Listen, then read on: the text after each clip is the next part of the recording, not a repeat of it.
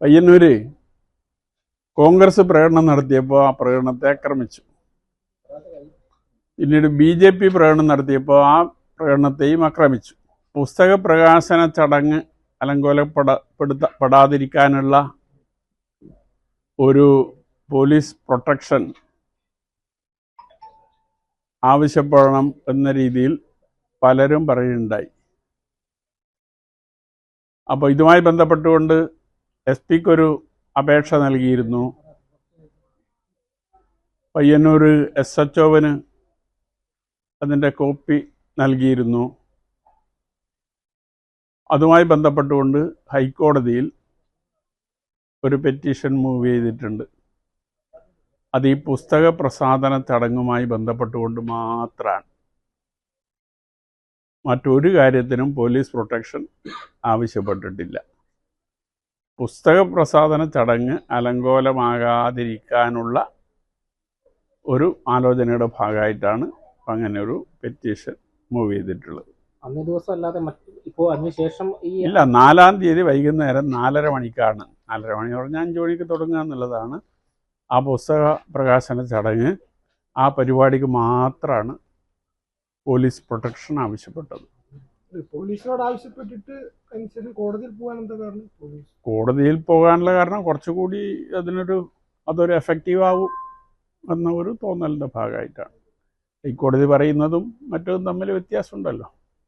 അപ്പോൾ അതുകൊണ്ട് മാത്രമാണ്. ഈ പാർട്ടിയിൽ നിന്ന് പുറത്താക്കപ്പെട്ടതിന് ശേഷം ഒരു ആക്രമിക്കപ്പെടുമോ എന്നൊരു ഭീതി ഉണ്ടോ? ഒരു ഭീതിയുമില്ല. ഇത് ചടങ്ങ് അലങ്കോലമാകരുത് എന്നതാണ്. മറ്റതൊരു ഭീതിയുമില്ല. കാരണം അത് ഏത് സമയത്തും സംഭവിക്കാമല്ലോ, ചെയ്യാൻ തീരുമാനിച്ചാൽ. അപ്പം അതിലൊന്നും ഒരു ഭീതിയുമില്ല. ഭീതി ഉണ്ടായ പിന്നെ നടക്കാനേ കഴിയില്ല. അപ്പോൾ അങ്ങനെയൊന്നുമില്ല. അല്ല, സൂചനകളൊന്നുമില്ല. ഈ 2 സംഭവങ്ങളെ നമ്മുടെ മുമ്പിലുണ്ടല്ലോ. അതുകൊണ്ട് ചോർന്നൊന്നും ഇപ്പോൾ എനിക്ക് പറയാൻ സാധിക്കില്ല. ചിലപ്പോൾ അത് എടുന്നെന്ന് പറയുന്നില്ല, എടുന്നാന്ന് അറിയില്ല. നേരത്തെ പറഞ്ഞതിലും അല്ല, അത് പുസ്തകം വരുമ്പോൾ നിങ്ങൾക്ക് പൂർണ്ണമായിട്ട് മനസ്സിലാക്കാലോ. പിന്നെ എന്തിനാണ് അഡ്വാൻസ് ആയി അങ്ങനെ ഒരു കാര്യം.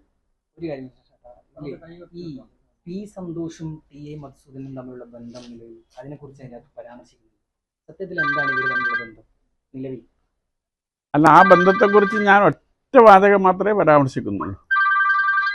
TA മധുസൂദനും സന്തോഷും തമ്മിലുള്ള ബന്ധം എന്താണെന്നുള്ളത് പയ്യന്നൂരിലെ ആളുകളോട് അന്വേഷിച്ചാൽ അറിയൂ എന്നത് മാത്രമേ ഉള്ളൂ. വേറെ ഞാൻ അവർ തമ്മിൽ എന്തെങ്കിലും പ്രശ്നങ്ങളുണ്ടോ ഒന്നും സൂചിപ്പിച്ചിട്ടില്ല. അതായത് പി സന്തോഷിന്റെ പിന്തുണ പി കുഞ്ഞികൃഷ്ണൻ ലഭിക്കുന്നുണ്ടോ? ഇത് പിന്തുണയുടെ വിഷയയിലില്ല.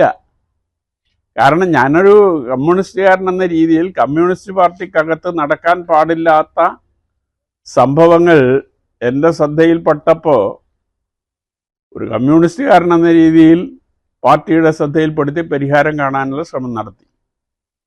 കഴിഞ്ഞ 5 വർഷമായി അതിനുവേണ്ടിയുള്ള ശ്രമങ്ങൾ നിരന്തരമായി നടത്തിക്കൊണ്ടിരുന്നതാണ്. അപ്പോൾ അത് പരിഹരിക്കാനുള്ള നീക്കം ഇല്ലാത്ത സാഹചര്യത്തിലാണ് പരസ്യമായി അത് പറയാൻ നിർബന്ധിക്കപ്പെട്ടത്. ഈ ജില്ലാ കമ്മിറ്റി തീരുമാനം സ്വാഭാവികമായിട്ടും ലോക്കൽ കമ്മിറ്റി വരെ അറിയിക്കുന്ന നടന്നുകൊണ്ടിരിക്കുകയാണ്. അതിൽ പല കമ്മിറ്റികളിലും നിഷ്ണേട്ടന് അനുകൂലമായിട്ടുള്ള നിലപാട് വരുന്നു, പ്രതിഷേധം വരുന്നു. ചില ബ്രാഞ്ച് കമ്മിറ്റി യോഗങ്ങളിലെ ആളുകൾ പങ്കെടുക്കാതെ മാറി നിൽക്കുന്ന ഒരു സാഹചര്യം വരെ വരുന്നു. ഇത് പിന്തുണ ഏറെയാണ്. അല്ല, അത് പ്രതിഷേധത്തിൻ്റെ മാത്രം കാര്യമല്ല.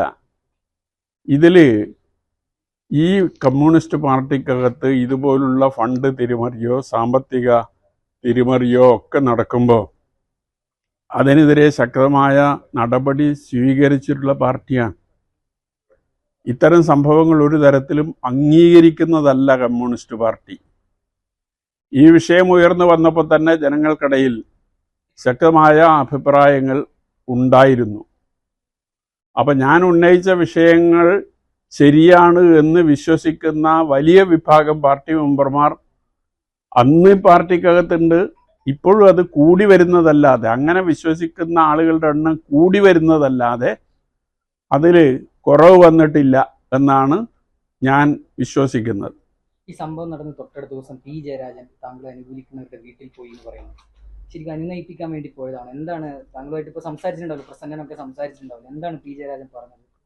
അല്ല, അങ്ങനെ വീടുകളിൽ പോയതായി എനിക്കറിയില്ല. പ്രസന്നൻ്റെ വീട്ടിൽ പോയത് അത് ഇവിടെ വെള്ളൂർ നോർത്ത് ലോക്കൽ കമ്മിറ്റിയിലും ലോക്കൽ ജനറൽ ബോഡിയിലും പങ്കെടുത്തത് പി ജയരാജനാണ്. അപ്പോൾ ഇവിടെ വന്നതാണ്. ഇവിടെ ചന്തകുഞ്ഞി സ്മാരക ഹാളിലാണ് ജനറൽ ബോഡിയും കമ്മിറ്റിയും ചേർന്നത്. ആ പരിപാടിക്ക് വന്നപ്പോൾ അതിന് തൊട്ടടുത്താണ് പ്രസന്നൻ്റെ വീട്. അപ്പോൾ ആ വീട്ടിൽ ജയരാജൻ പോയി എന്നുള്ളതാണ് ഞാൻ മനസ്സിലാക്കുന്നത്. ചേട്ടാ, ഈ പിന്നെ അണികൾക്കപ്പുറത്തേക്ക് പയ്യന്നൂരിലെ നേതൃത്വം അടക്കം അവർക്ക് പുറത്തു പറയാൻ പരസ്യം പറയില്ലെങ്കിലും ഉള്ളിൽ കുഞ്ഞികൃഷ്ണേട്ടൻ പറയുന്ന കാര്യങ്ങൾ ശരിയെന്ന് തോന്നലുള്ളവരാണോ? എന്താണ്? പയ്യന്നൂരിലെ നേതൃത്വത്തിനിടയിലും വലിയ വിഭാഗം ഞാൻ പറയുന്നത് ശരിയാണ് എന്ന അഭിപ്രായമുള്ളവരാണ്. മധുസൂദന്റെ എതിരായ ഒരു നിലപാടാണോ ഈ വിഷയത്തിൽ? അതിൽ എതിരും അനുകൂലമൊന്നുമില്ല. മധുസൂദനെ കേന്ദ്രീകരിച്ച് മാത്രമല്ല, ഇപ്പോൾ കെ പി മധു ഇതിൽ പങ്കാളിയാണ്. കെ പി മധുവിൻ്റെ പേര് ഞാൻ ഈ പുസ്തകത്തിലും പറയുന്നുണ്ട്, നേരത്തെ മുതലേ പറഞ്ഞു വന്നിട്ടുണ്ട്. അപ്പോൾ ഏതെങ്കിലും ഒരു വ്യക്തി എന്നുള്ള നിലയിലല്ല. ഈ കമ്മ്യൂണിസ്റ്റ് പാർട്ടി അതിൻ്റെ പ്രവർത്തനം നടത്തുന്നത് ജനങ്ങളിൽ നിന്ന് സംഭാവന പിരിച്ചുകൊണ്ടാണ്. അപ്പോൾ ജനങ്ങളിൽ നിന്ന് സംഭാവന പിരിച്ചുകൊണ്ട് പ്രവർത്തിക്കുന്ന പാർട്ടി സത്യസന്ധമായി ആ പണം കൈകാര്യം